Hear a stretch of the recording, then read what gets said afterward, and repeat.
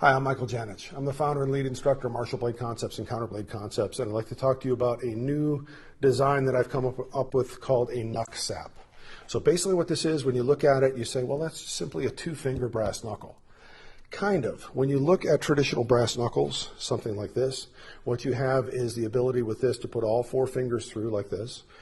Ideally, you have a good standoff here that braces against your palm so you can strike with all four. But the problem with these is they typically tend to spread your fingers out a little bit. Size becomes very important with these, and in many cases what ends up happening is when you go to strike, it's actually spreading your fingers apart. When you make contact, it can actually hurt your hand.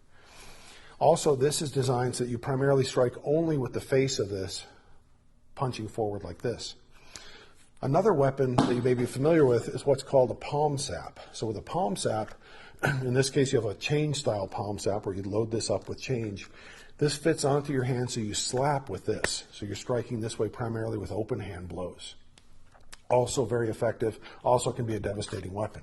What I wanted to do with the Knuck-SLAP was basically take these two things and kind of integrate them. So what you have is the main body here with a two-finger knuck, and what that allows you to do is it puts this right on line with the center of the forearm. So when you're striking, everything is lined up, all of your punches have plenty of power. This portion braces against the palm, so when you strike, the impact that you create with this surface here is transferred through the body of the knuck into the palm of your hand, so that way you are able to absorb that shock and hit really hard. But it's not spreading your fingers apart, so you still can hit hard without damaging your own hand. But what you also have is this portion of the Knuck-SLAP in the middle of your palm. What this allows you to do is, just like with the palm sap, be able to strike so you can slap. So now you have the ability to punch, you have the ability to slap with this, and it gives you really the best of both worlds. So I'm going to bring in Eric Mays here for a second and show you kind of what this is all about. So let's say, for example, just from a simple standpoint, I can have my hand open with this, no problem whatsoever. So if he were throwing a punch or something, what I can do is catch this punch, just like a boxer. If you throw a punch, I'd be catching this and basically checking it this way. Well, now you imagine that same action, but striking with this. How's that feel, Eric? It sucks. It does. It sucks really hard. So this action of slapping with this, striking his knuckles, or slapping the back of his hand. Let's say that he was in a fighting stance, he had his hands up. My entry now is to come in and literally slap with this, destroy that hand, and now go to work with the punching aspect of it.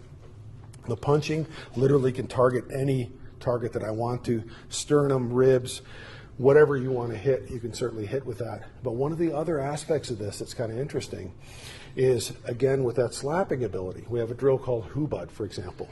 With Hubud, we're going along, basically doing this drill. This is the drilling version, where the application of this comes. If he punches, I'm basically deflecting this, and now at this point, I have full capability here to either strike with a punch, strike with a punch, strike with a punch, or one of the things that we do is what's called headbutt. He punches here, I'm basically slapping here, taking his head aside, and then hitting from there. Very, very slowly, of course.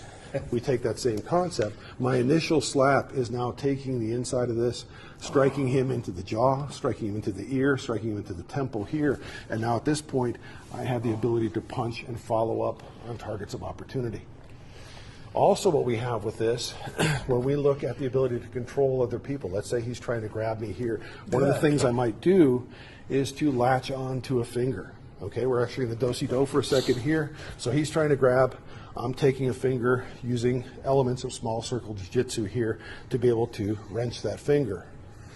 Well, when I put this in here, you can see that he makes some pretty spectacular noises, because now what I have is the ability to grind and literally make this into a very, very powerful claw that allows me to do any kind of limb manipulation, any kind of grab that I have here. Now I have that focused pressure of this surface here. So what this is, it's a concept of mine that I've developed that, again, integrates elements of a traditional knuckle, the palm sap, as well as the ability to apply leverage with this. This is something that I designed.